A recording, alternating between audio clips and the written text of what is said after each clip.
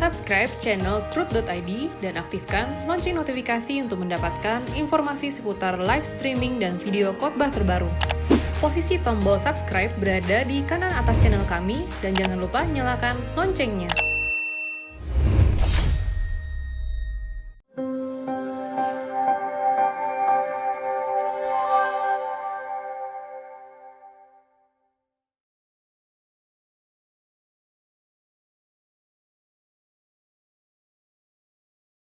Baik, Bapak Ibu, saudaraku sekalian, hari ini kita membahas mengenai dinamika masyarakat kerajaan surga.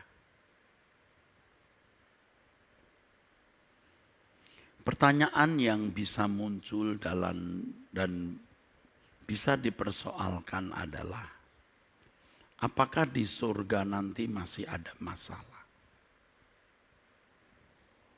Apakah di surga nanti ada masalah? Apakah di surga masih ada masalah? Saudaraku.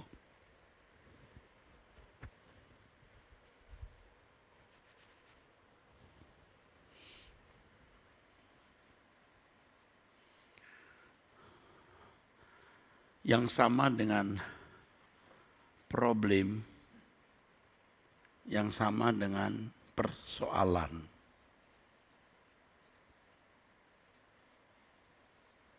Persoalan dari kata soal.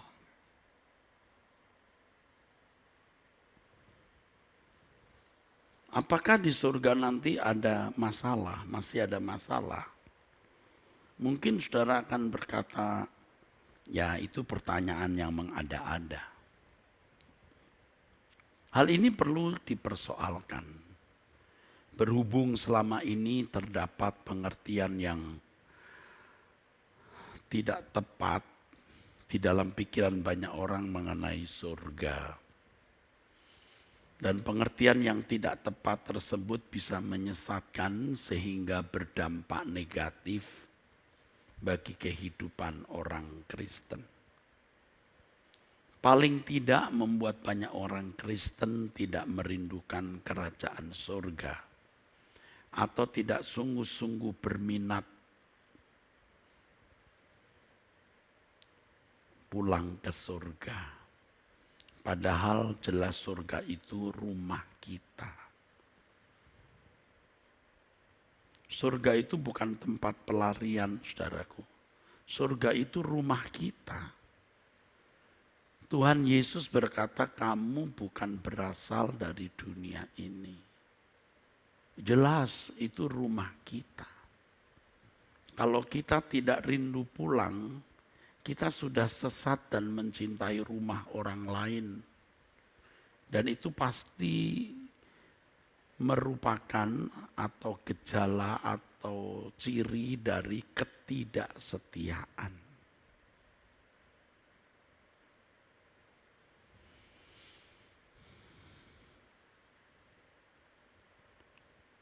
Jangan berpikir surga itu adalah tempat atau ruangan gelap yang keadaannya tidak ada kepastian.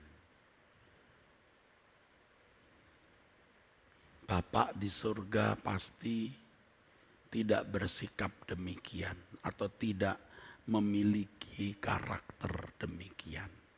Surga harus menjadi jelas karena itu pelabuhan akhir kita.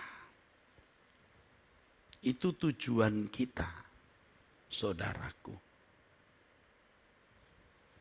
Jadi kalau kita minta perlindungan dari Allah seperti lagu yang baru saja kita nyanyikan, baru saja saya nyanyikan, agar kita hidup tidak bercela, kita minta Tuhan memberi kekuatan agar sampai hayat kita dijumpai berkenan.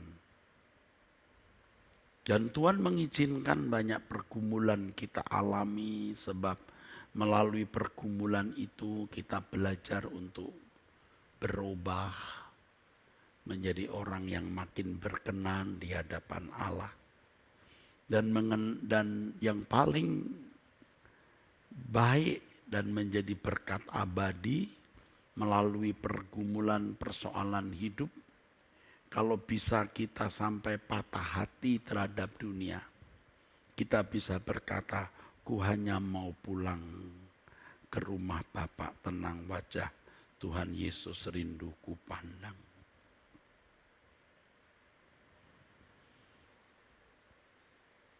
Saya kira banyak saudara yang hari ini masih punya banyak persoalan dan tidak tahu bagaimana memecahkan persoalan-persoalan tersebut, saudaraku. Tidak apa-apa, itu cara Tuhan yang luar biasa mempersiapkan kita pulang, saudaraku. Ya. Menjawab hal ini, ya, menjawab apakah ada masalah di surga. Terlebih dahulu kita harus memahami apa yang dimaksud dengan masalah itu. Apa sebenarnya problem itu? Apa sebenarnya persoalan itu? Sebab masalah ini bisa dilihat dari dua perspektif. Ada dua sudut pandang. Ada dua perspektif, saudaraku. Perspektif sesudah dan perspektif sebelum. Manusia jatuh di dalam dosa.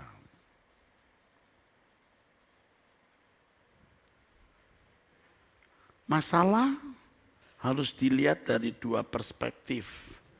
Sesudah manusia jatuh dalam dosa dan sebelum manusia jatuh dalam dosa. Saya mulai dengan perspektif yang pertama, ya, sesudah manusia jatuh dalam dosa dulu, ya. Perspektif ini dulu, ya.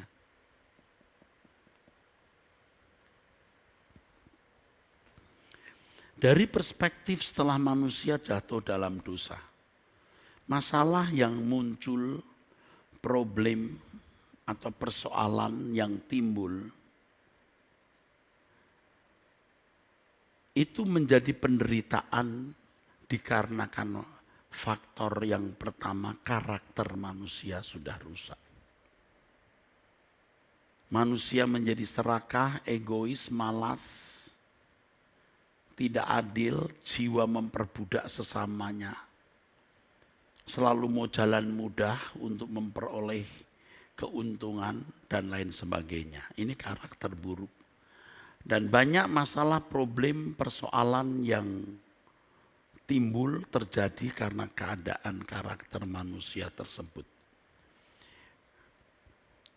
Kalau pelaku kehidupan manusia sudah rusak karakternya, maka masalah yang negatif yang ditimbulkan pasti mendatangkan penderitaan bagi orang lain dan bagi diri sendiri.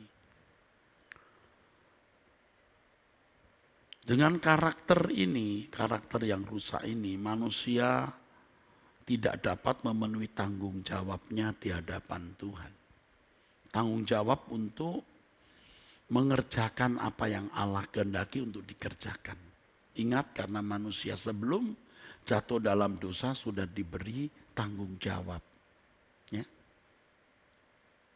Manusia dipanggil untuk menjadi sekutu Allah, kawan sekerja Allah. Bumi diciptakan dalam keadaan yang masih mentah atau harus dikelola. Tetapi karena karakter manusia rusak, yang tadi saya katakan egois, serakah, malas, tidak adil, jiwa memperbudak sesamanya, mau selalu mendapat kemudahan. Sehingga tanggung jawab yang mestinya dipenuhi sebagai sukacita dan kegembiraan mengabdi kepada Allah secara benar tidak dilakukan.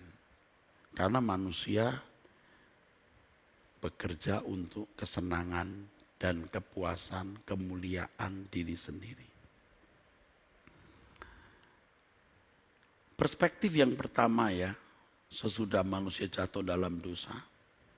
Persoalan, problem, ya, masalah muncul karena tidak ada interaksi antar manusia dengan baik. Dan ini akan mendatangkan kesulitan, manusia saling konflik sampai pada pertikaian. Bumi yang indah ini menjadi tidak indah karena manusianya konflik, tidak bisa menikmati bersama. Yang kuat menindas yang lemah, ya.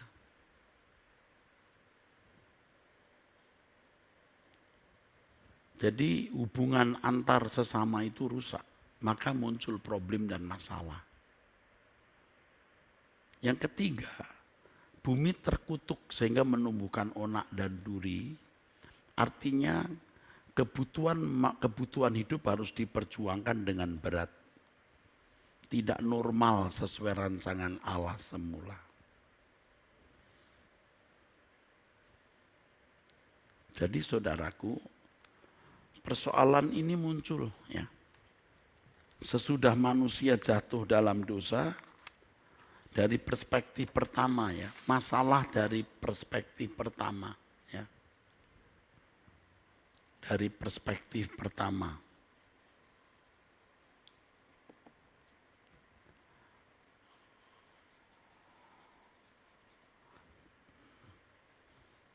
Masalah itu kesulitan, penderitaan karena karakter yang rusak,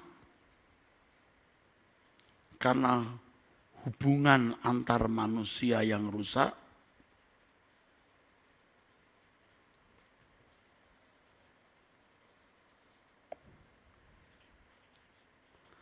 lalu bumi terkutuk, terhukum.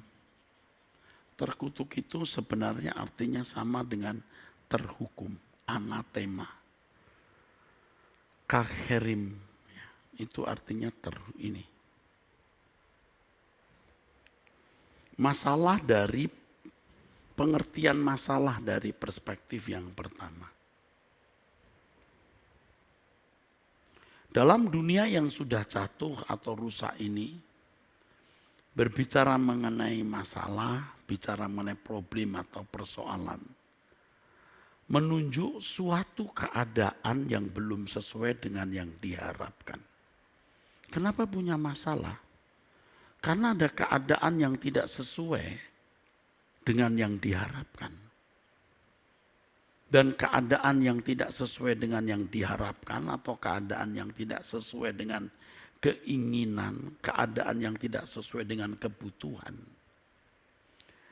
Biasanya saudaraku sekalian, ya, keadaan yang tidak sesuai dengan keinginan dan kebutuhan saudara, biasanya mendatangkan perasaan tidak bahagia. Ya. Biasanya mendatangkan perasaan tidak bahagia. Hidup terasa tidak lengkap. Hidup terasa tidak lengkap. Atau tidak utuh. Dan itu menyusahkan hati, ya. Tidak lengkap atau tidak utuh, ya. Dan itu menyusahkan hati, saudaraku.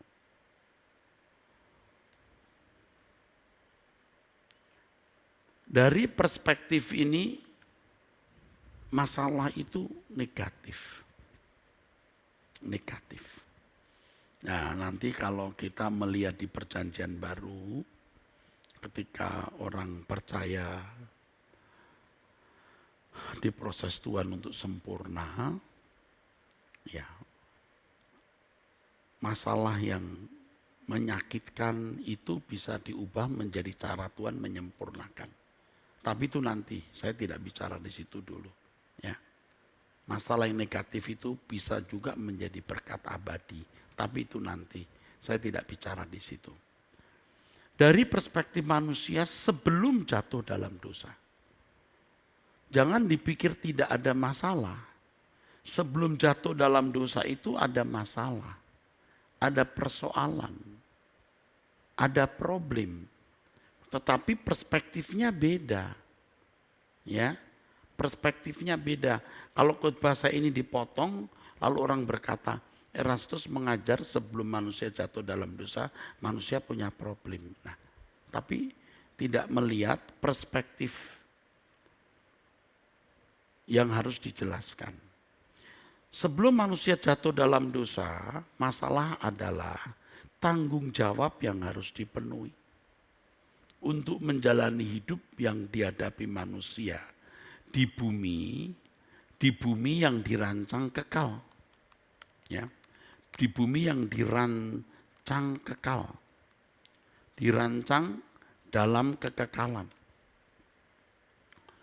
Harus dipahami bahwa sebenarnya atau seharusnya tanggung jawab tidak menimbulkan masalah.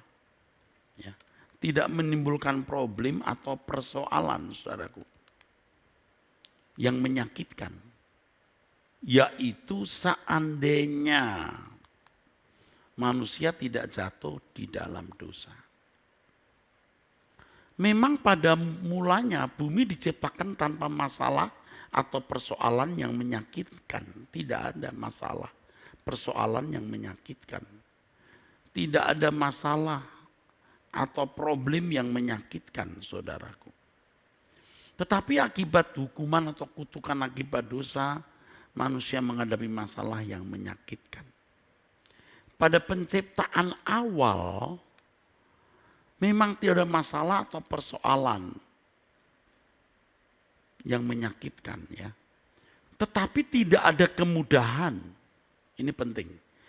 Memang tidak ada masalah atau persoalan yang menyakitkan. Tetapi tidak ada kemudahan atau segala sesuatu serba otomatis mudah diselesaikan. Ya, saudaraku. Ini harus dipahami dengan benar, saudaraku. Memang tidak ada persoalan yang menyakitkan, tetapi tidak ada kemudahan. Ya. Segala sesuatu tidak serba otomatis atau mudah diselesaikan. Bumi adalah tempat di mana manusia harus bertanggung jawab atas hidupnya dengan segala tugas yang harus dia penuhi. Dengan segala tugas yang harus dipenuhi, saudaraku.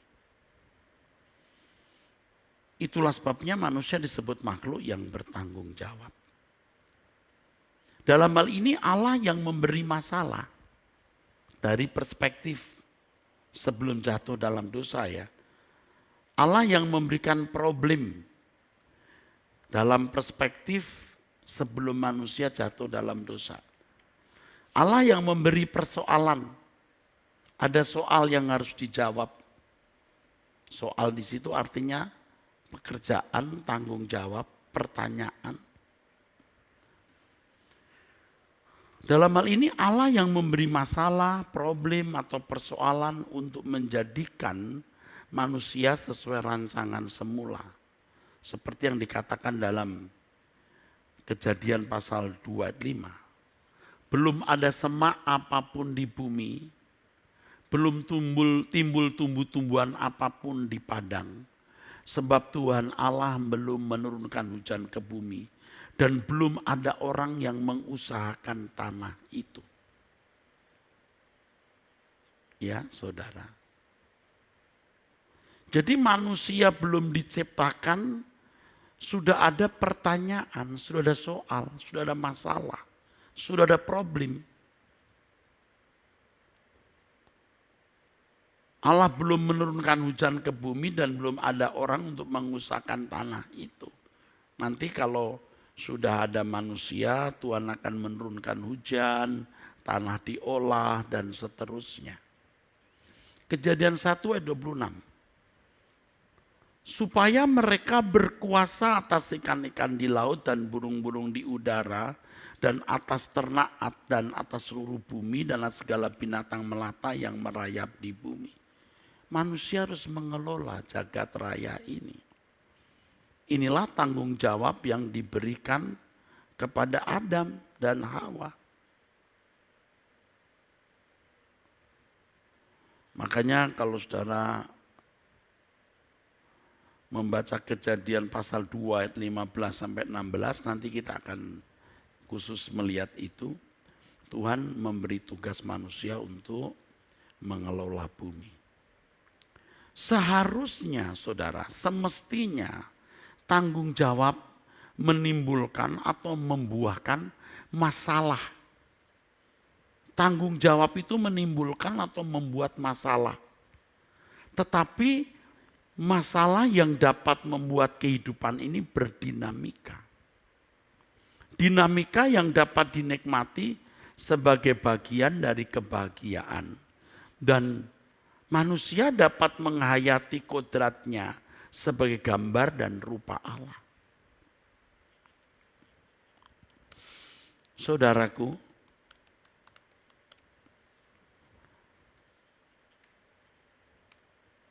masalah yang Tuhan berikan, problem dari perspektif sebelum manusia jatuh dalam dosa yang tidak menyakitkan, itu merupakan wilayah atau ruangan dan kesempatan manusia mengembangkan diri untuk semakin ahli dalam segala bidang. Coba do re mi fa sol la si do. Coba bikin notnya, do re mi.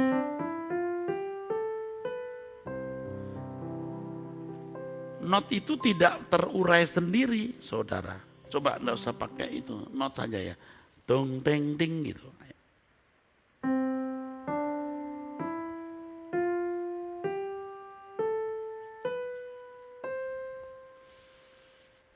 Tuhan ciptakan notasi ini, tapi dia tidak merangkai sendiri.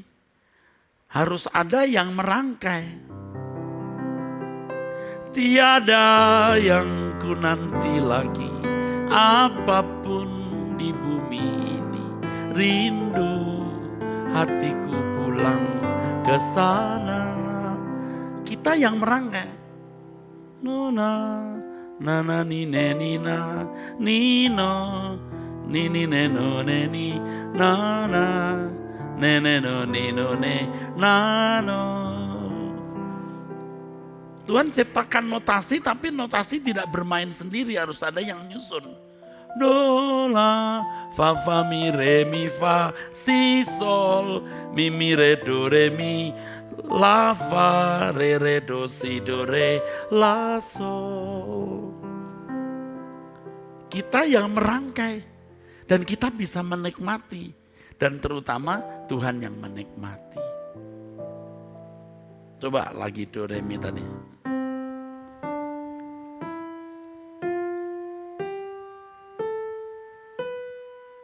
Kalau cuman begini tiap hari nggak jelas, nggak indah.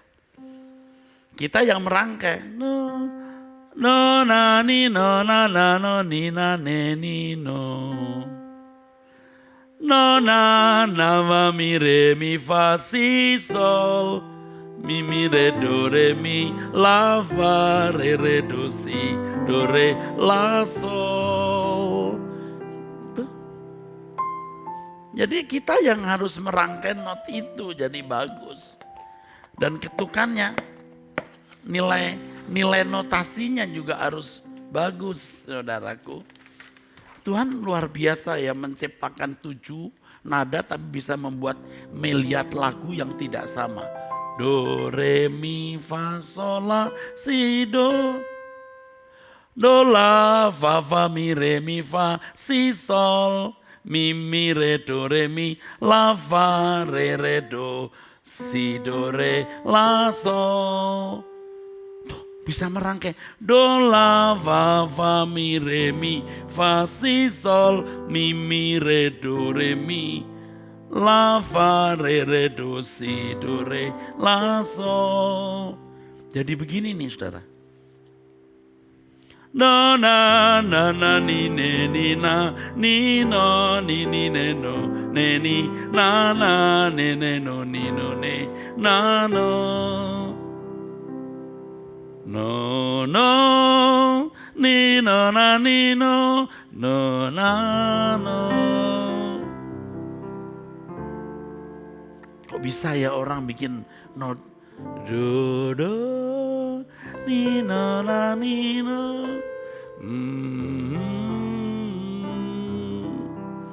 na na. Nggak tahu lagunya.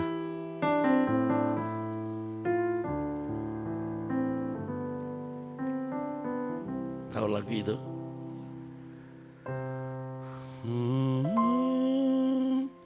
Nino na nino da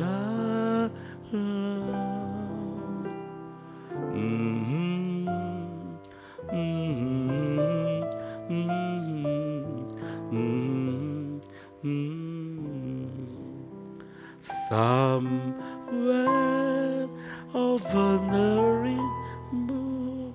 Bagus ya?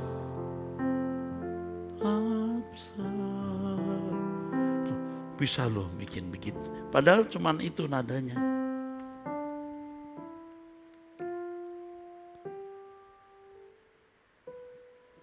Pada umumnya orang berasumsi bahwa surga adalah sebuah tempat atau dunia yang tidak memiliki tanggung jawab. Nanti di surga tidak ada masalah. Sebelum manusia jatuh dalam dosa, itu sudah ada masalah. Sebelum manusia jatuh dalam dosa itu ada problem. Tetapi justru masalah itu menempatkan manusia sebagai makhluk yang berkeadaan segambar serupa dengan Allah. Jadi kita tidak boleh berasumsi negatif terhadap kata masalah, problem atau persoalan. Dalam konteks kerajaan surga, masalah artinya suatu keadaan atau bahan yang harus diolah untuk dinikmati bersama untuk kesukaan pemiliknya yaitu Allah dan kesejahteraan semua makhluk. Kalau dikatakan kembali pada rancangan semula, kalau dikatakan pemulihan segala sesuatu, semua harus dikembalikan ke rancangan awal di mana Tuhan berkata, sungguh amat baik. Kalau saudara mau terima, monggo. Tidak terima, enggak apa-apa. Terserah. Banyak orang berpikir dengan masuk surga, seseorang menjadi seperti majikan atau tuan atau bos yang segala sesuatu, segala kebutuhan maksud saya dan keinginannya selalu dilayani atau dituruti serba mudah, bahkan mungkin juga otomatis. Tentu saja dalam pikiran banyak orang, maksud saya ini orang pada umumnya ya, surga adalah tempat dan suasana istirahat sepanjang masa atau istirahat selamanya. Jadi kalau Tuhan berkata, hai sabaslah hambaku, beristirahatlah dari kelelahanmu, itu penderitaan di bumi oleh aniaya, oleh keadaan dosa yang mengancam. Tapi bukan berarti di surga lalu tidak ada masalah. Tuhan yang membuat masalah, Tuhan yang membuat problem, Tuhan yang membuat soal. Di mana masalah, problem, soal itu hendak membawa manusia kepada kodratnya. Di mana manusia bisa membuat berbunga-bunga kodratnya sebagai segambar serupa dengan Allah yang memiliki nalar untuk mencipta seni ya dengan nilai-nilai estetikanya. Jadi saudara-saudaraku sekalian, luar biasa kalau Tuhan itu ya saudaraku bisa memberikan kepada kita keadaan yang luar biasa itu. Tadi saya kalau kasih nada ini ya, itu ilustrasi paling bagus ya. Terus. Seorang seniman kalau seorang seniman tidak perlu membuat lagu, itu keindahan bakat seninya musikal, kecerdasan musikalnya nggak bisa dimainkan. Coba kalau do terus, nggak enak. Tapi kalau do tinggi, do rendah, do, somewhere over the rainbow, way up high, iya kan? Bisa menciptakan suasana.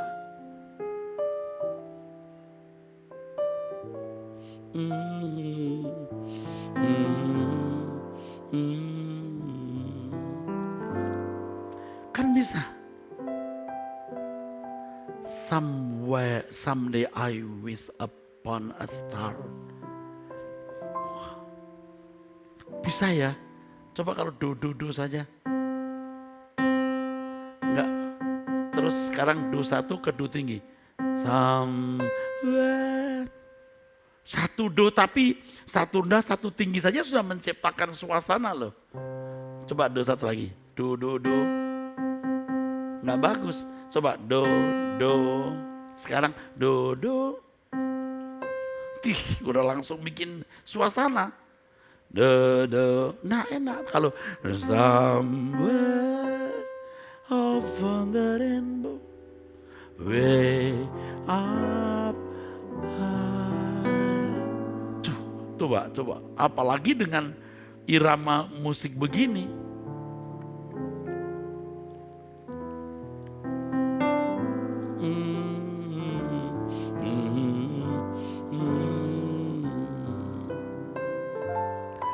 Somewhere over the rainbow, bluebirds fly. Bagus. Tuhan mau tanah pohon dirangkai jadi taman. Itu tangan manusia.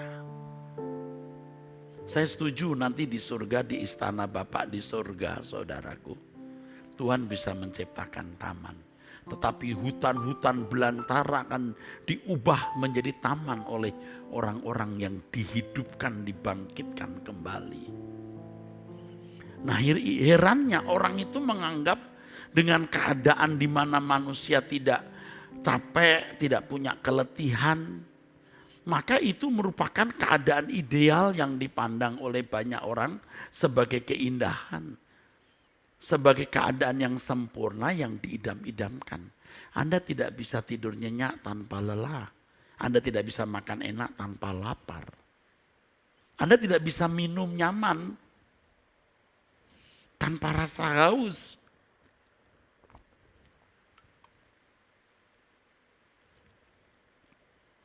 Nanti di sesi yang kedua, saya membahas bahwa ada pohon kehidupan yang daunnya bisa menyembuhkan orang sakit. Loh, emangnya ada penyakit di surga? Nah, sakit macam apa itu? Orang tidak akan menikmati nyamannya fisik kalau nggak ada luka. Nah, yang mau percaya boleh, yang tidak ya boleh. Jadi kalau surga dipandang seperti dunia dongeng, ya, di mana semua serba otomatis, ya, serba ada kemudahan, itu dunia dongeng. Dan Allah tidak menciptakan bumi seperti dunia dongeng H.C. Andersen. Seperti waktu saya masih muda dulu, ya, ada komik-komik yang tulisannya oleh H.C. Andersen. Ya. Pokoknya cerita tentang dongeng aja yang nanti selalu akhir ceritanya, maka mereka berbahagia selama-lamanya. Selalu akhir cerita diakhiri, maka mereka berbahagia selama-lamanya. Tuhan tidak menciptakan surga seperti itu. Ingat ya, kalau manusia tidak jatuh dalam dosa, bumi inilah Firdaus. Ya.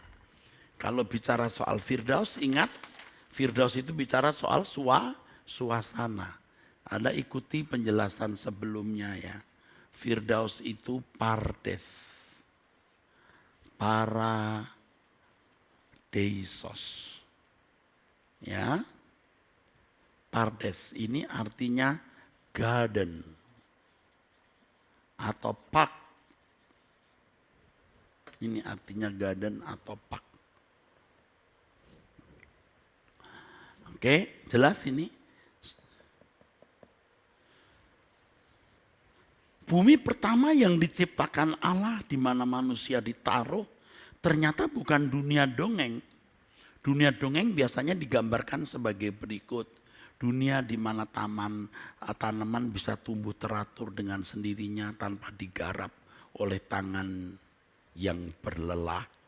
Bunga-bunga dapat bermekaran tanpa dibantu oleh lebah dan kupu-kupu atau serangga lainnya. Kalau lebah kupu-kupu di situ hinggap ya karena mau berpesta saja. Berbunganya pun juga secara cepat tanpa menunggu waktu lama. Harumnya tidak pernah lenyap sebab bunganya tidak pernah layu. Makanan telah tersedia tanpa manusia harus memasaknya apalagi menanam. Kemudian secara ajaib rumah atau sebuah istana bisa tercipta, terbangun dengan sendirinya. Jembatan-jembatan yang menjembatani sungai, ngarai dan jurang bisa dengan sendirinya secara ajaib dengan indahnya bisa terbangun. Sebagian hutan-hutan menjadi taman bunga yang indah sekali. Jalan setapaknya diatur rapi, kursi tamannya mewah. Tanah dengan sendirinya mengeluarkan berbagai jenis buah secara teratur dan berkesinambungan untuk dimakan tanpa digarap oleh tangan manusia. Ini pikiran sesat, saudaraku. Pikiran orang malas. Dan jangan jadi manusia kalau begitu. Lalu jadi apa? Jadi dewa. Nah karena surga seringkali dipandang seperti alam kayangan nirwana atau alam dewa. Bumi ini kalau manusia tidak jatuh dalam dosa ini Firdaus. Lalu bagaimana mengelola bumi ini? Ya lihat pola ciptaan awal. Di kitab Kejadian jelas kita menemukan pola tersebut. Jika dunia adalah sebuah keadaan di mana segala sesuatu berjalan dengan mudah dengan sendirinya, atau dunia yang tidak memiliki masalah sama sekali, berarti surga menjadi dunia yang tidak berdinamika. Dunia yang tidak berdinamika artinya dunia yang tidak ada atau tidak perlu ada gerak kehidupan pada manusia atau pada masyarakatnya. Tidak perlu ada semangat gairah untuk adanya perubahan-perubahan. Dunia seperti ini adalah dunia yang tidak berkembang sama sekali oleh tangan manusia, tapi tangan ajaib Allah. Nah jika benar demikian, Allah tidak akan pernah memberi perintah manusia untuk mengelola bumi ini. Rancangan awal Allah tidak demikian. Ketika Allah berkata sungguh amat baik, tadi Kejadian pasal 2 ayat 5, Tuhan memang belum menurunkan hujan karena belum ada yang mengelola, tunggu ada yang mengelola.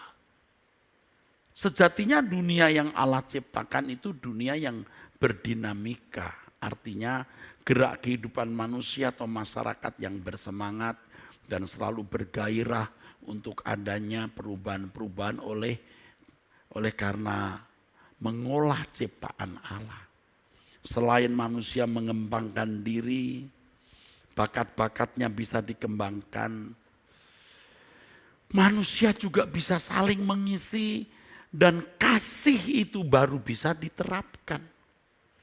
Bukan hanya Allah yang mengasihi manusia, manusia mengasihi sesamanya sebagai bentuk kasihnya kepada Allah. Saling melengkapi. Jadi bukan tidak mungkin bakat-bakat yang Anda miliki di bumi akan kekal nanti di kerajaan surga. Makanya memaksimalkan potensi itu ibadah. Jangan saudara pikir yang rohani itu yang kerja sebagai full timer gereja saja. Ini sudah salah. Ini konsep agama-agama pada umumnya begitu. Kalau kelompok rohaniwan ini kelompok yang lebih tinggi. Ini salah loh. Sejak semula Allah menciptakan manusia untuk aboda, ibadah, bekerja. Itulah bentuk pengabdian kepada Tuhan. Dunia tidak berdinamika adalah dunia robot yang segala sesuatu diatur oleh sutradara. Ini bisa merupakan dunia tanpa emosi, tanpa perasaan yang sehat, ya, normal dan natural. Ya. Betapa tidak berkualitasnya dunia macam ini. Dan mustahil Allah yang cerdas dan bijaksana menciptakan manusia yang serupa dan segambar dengan dirinya dengan keadaan seperti itu. Tidak mungkin. Allah yang menciptakan manusia segambar dan serupa dengan dirinya, saudaraku. Ya. Menciptakan manusia yang segambar dan serupa dengan dirinya, dengan segala emosi diberi keadaan semacam demikian, tidak mungkin, saudara. Hanya manusia yang malas dan tidak bertanggung jawab yang menginginkan dunia seperti dongeng H.C. Andersen. Mungkin untuk generasi sekarang orang tidak kenal H.C. Andersen. Kalau generasi saya dulu, wah komiknya banyak sekali. Cerita dongeng yang selalu berakhir dengan maka mereka berbahagia selama-lamanya. Selalu kalimat itu. Selalu. Orang-orang tua yang seusia saya 50 tahun, 55 tahun ke atas pasti tahu H.C. Andersen ini. H.C. Andersen. Mereka yang merindukan dunia macam itu, dunia dongeng itu manusia yang pasti tidak tahu dan tidak mau tahu tujuan ilahi. Mengapa manusia diciptakan. Seakan-akan manusia diciptakan hanya untuk menikmati segala keajaiban Tuhan dengan segala kelimpahannya. Tanpa kerja, tanpa pengabdian kepada Tuhan. Menikmati bunga yang mekar dengan sendiri, pohon-pohon yang tumbuh dengan sendirinya, mangga yang bisa bergelantungan dengan cepat, nggak usah nunggu 3-2 tahun langsung dalam 2 malam. Begitu. Ini berarti manusia mau menjadi majikan atau tuan, bukan menjadi hamba untuk melayani penciptanya. Sebaliknya Tuhan yang melayani makhluk ciptaannya jika begitu.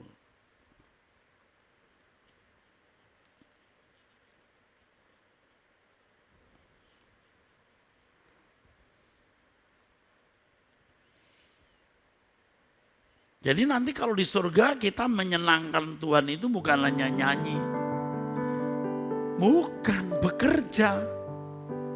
Ada karya-karya secara fisik atau materi, maka tubuh dibangkitkan secara fisik juga.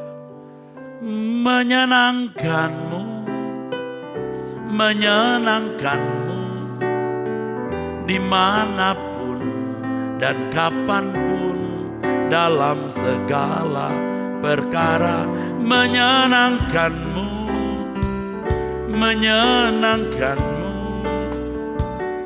sejak di bumi sampai selamanya. Dalam segala perkara bukan hanya nyanyi-nyanyi.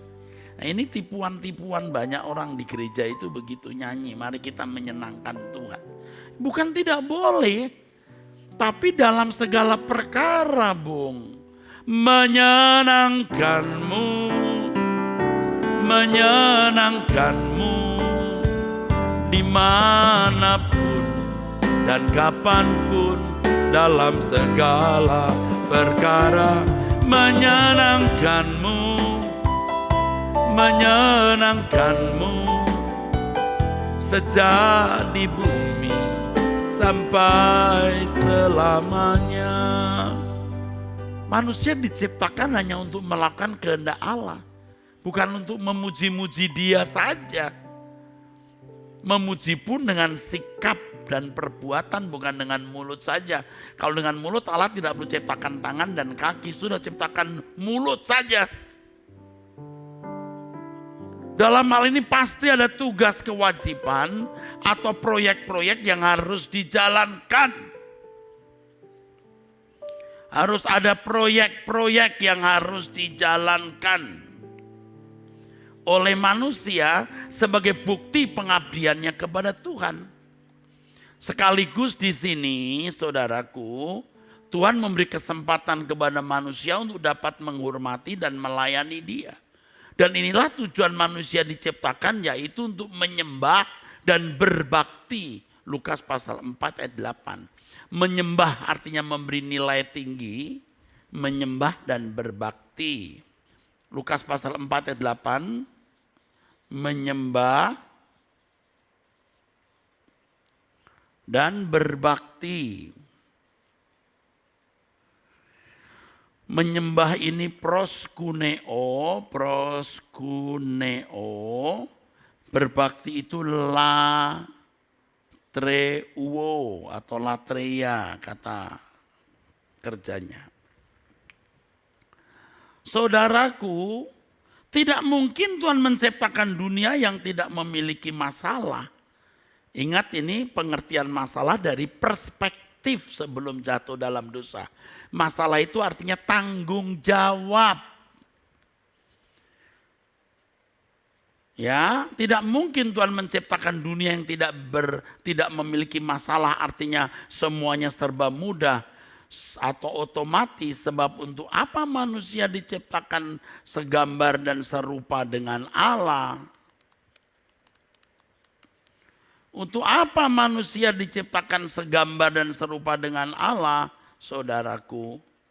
Ya, justru karena manusia diciptakan segambar dan serupa dengan Allah itulah, maka manusia harus menggunakan keberadaannya yang segambar serupa itu untuk berkarya mengabdi kepada Tuhan, hidup bagi sesama dan makhluk lain, saudaraku.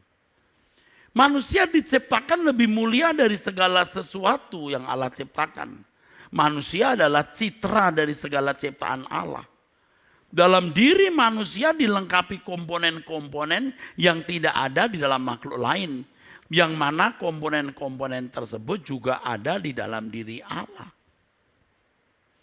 Dikatakan segambar dengan Allah jelas mengindikasikan atau menunjuk bahwa manusia memiliki keberadaan dan kemampuan seperti Allah.